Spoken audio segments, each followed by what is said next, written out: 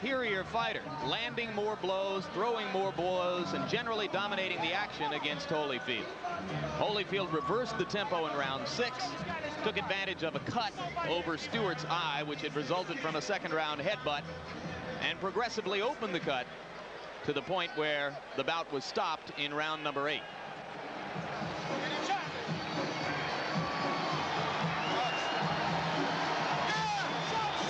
And there you hear a roar, which means that here comes Mike Tyson. It's a tribute to Tyson, incidentally, that despite what happened in Tokyo, he has filled this building with about 16,000 people. Aren't many fighters out there who can do that. Certainly no non-champions. Indeed, Mike will tell you in no uncertain terms that he's still the main man in the heavyweight division where ticket sales are concerned. He suggests that neither Holyfield nor Foreman, and certainly not Razor Ruddock, could ever dream of selling as many tickets or as many pay-per-view subscriptions for a fight as can he. Well, he's Mike likely Tyson. to be proven wrong on that when Holyfield does fight Foreman. But suffice to say, he is still a major attraction. Ringside seats here, incidentally, are just $400, a fraction of what they've been in the past for him. There are some consequences to losing. Tyson's last fight, 2 minutes and 47 seconds against Henry Tillman, the man who had beaten him twice back in the amateur ranks. In that mob surrounding Mike are all 3 of the trainers now enlisted in Team Tyson. Aaron Snowell, Richie Giacchetti, whom you'll remember from his long tour of duty with Larry Holmes, and Jay Bright. The 3 of them nestled just behind the fighter as they make their way toward the ring. It looks like a T formation with a flanker, Jim. That's right. Mike's playing quarterback. Aaron and Richie are the halfbacks, and Jay Bright is dropping back as a fullback into a sort of short punt formation at this point. Now Mike will emerge into the ring where most of the crowd will get its first look at it.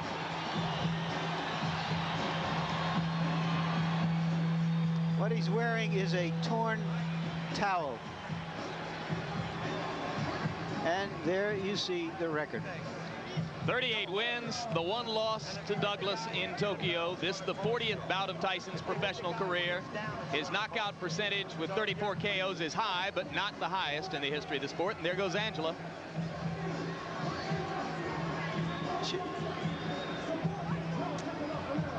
Tyson looks a little fitter. I like Mike Tyson when he looks small, when he looks like a big middleweight or a light heavyweight.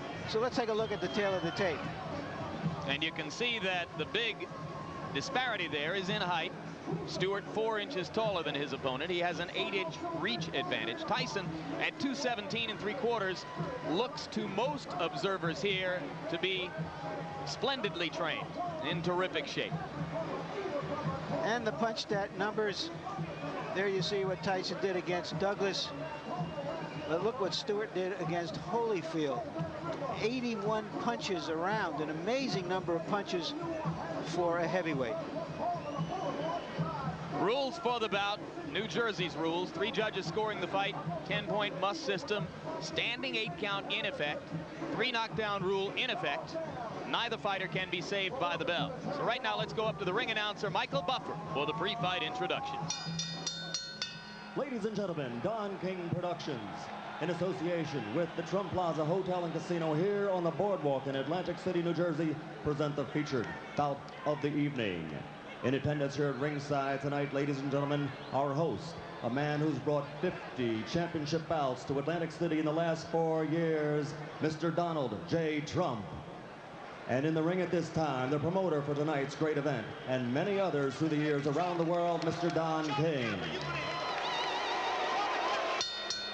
This bout is sanctioned by the New Jersey State Athletic Control Board. All the officials shall remain the same except the judges assigned at ringside. For this bout, they are John Stewart, Rocky Castellani, and Eugene Grant. And now, ladies and gentlemen, from the Trump Plaza Hotel and Casino on the boardwalk in Atlantic City, New Jersey, let's get ready to rumble! 10 rounds of boxing in the heavyweight division. The referee for this bout is Frank Cappuccino. Introducing first, fighting out of the blue corner, wearing the black trunks with gold trim. He weighed in at an even 218 pounds. He's originally from England, but now lives and fights out of Brooklyn, New York. His professional record, an unbelievable one, 26 victories, all 26 by knockout, only one defeat. He's the number 4 ranked heavyweight in the world. Ladies and gentlemen, Alex, the Destroyer Stewart.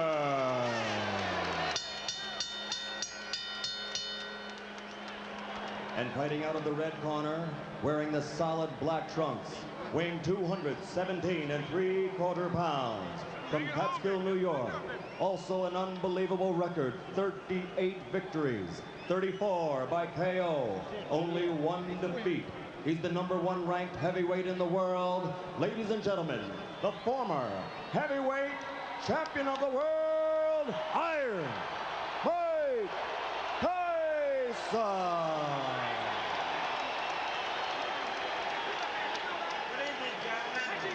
You're both given your instructions by the New Jersey Control Board.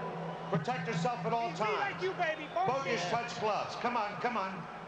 Come on, baby. That's right, baby. The question, as in all Tyson fights, can the opponent maintain his poise in the face of Tyson's quickness and menace?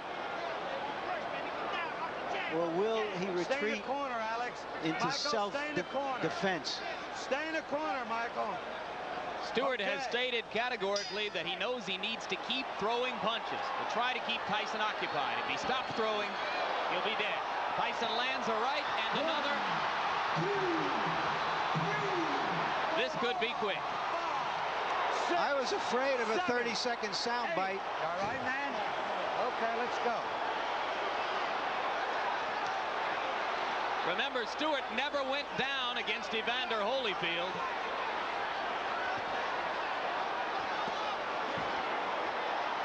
A shot to the body, another solid right hand. Stewart begins to throw as a means of trying to defend himself.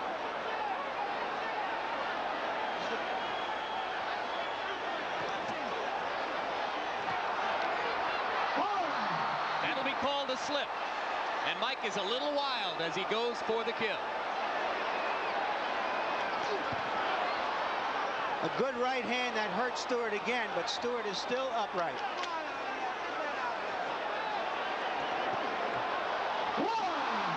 That was a flush right hand. 4, 5, 6, 7, 8, 9. He's up just at the count of 9, Jim. How you feel, man?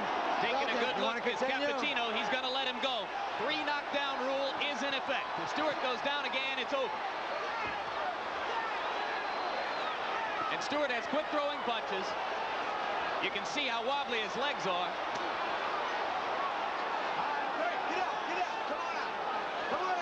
If he makes it through a minute and 20, it'll be a small miracle.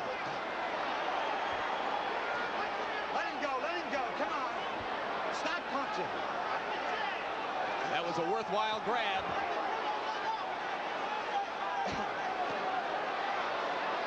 Tyson missed with a left that would have done it. He's very calculating now, Tyson. 2 more right hands land. All right, Alex, let him out, Alex. Stewart must land something or else it's just a question of a few seconds. That'll do it.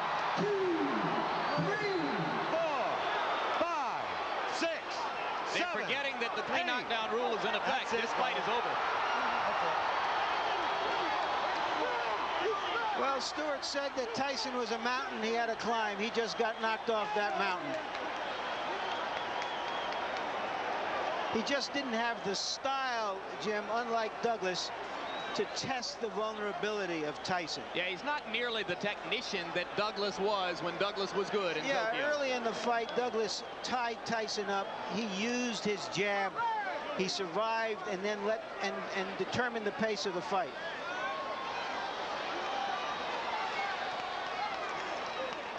Nothing bothering you. You stay right there for a minute. Let me take a look here. He got caught in the early fight. The first fight, first punch.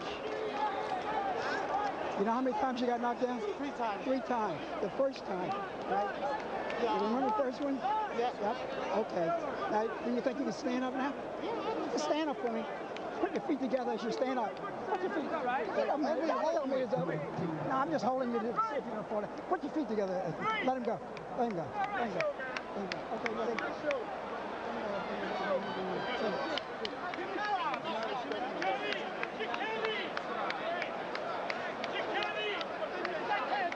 And here's the first of the 3 knockdowns. You look at Tyson moving in with controlled fury, and the right hand puts Stewart down. Stewart was able to get up at the count of 5. Now we'll take a look. Is this the first knockdown again? Yes, it is. Another angle. The winner. The right hand to the top of the head was the one that put Alex down. That knockdown occurred within the first 10 seconds of the round.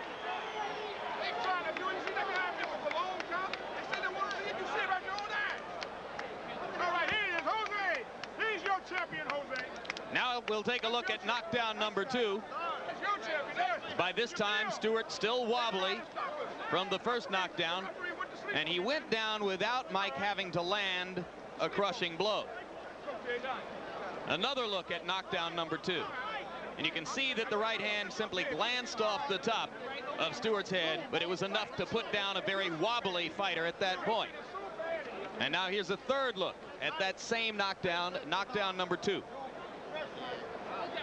The left to set it up, the glancing right off the top of the head, and Stewart down for the second time in the round. Still more than 1 minute 40 seconds remained in the round at that point. And with the 3 knockdown rule in effect, it was up to Stewart to try to stay on his feet to make it through round number 1. He was not able to do it. Here's knockdown number 3, which came at 2 minutes 27 seconds of the first round. A right and a left, and that was enough for Alex Stewart. Referee Frank Cappuccino began the count, which was academic at that point because of the 3 knockdown rule. Another look at the third knockdown. Solid left to the side of the head, but by that time it was the accumulation of punishment throughout the round which contributed to Stewart's demise. So Mike Tyson, in his 3 fights in this particular ring, his last 3 fights I should say in this particular ring, has a 91-second knockout, a 93-second knockout, and this one 147 seconds. 3 first down knockouts in his last 3 appearances here in Atlantic City for Tyson. Punch stat statistics for the 1 round in the fight. Tyson threw 46 and landed 21. Stewart given credit for having landed 4 punches. He stopped punching somewhere early in the 2nd minute of the round and simply tried to survive from that point on, with the by now obvious result. So this crowd remains on its feet, almost everyone still here in the arena as they await the official announcement. And we wait to see if well, they've gotten the official announcement. I was looking at replays, and I'm told now that the official announcement has already been made by Michael Buffer. And we wait now to see if we'll get a chance to talk with Mike Tyson about this, the 39th victory of his professional career.